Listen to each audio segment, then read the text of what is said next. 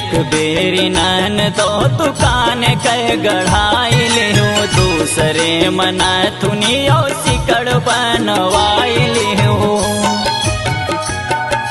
ए नन तो सुन तो एक बेरी नन तो दुकान कह गढ़ाई लिहूँ दूसरे मना थुनियो सिकड़ बनवाई लिहूँ। तीसरे मांगी रहूँ हमसे कांगना तीसरे मांगी रहूँ हमसे कांगना के अब हो बना ललनवा नन दो तोहरे कारना के अब हो बना ललनवा नन दो तोहरे कारना।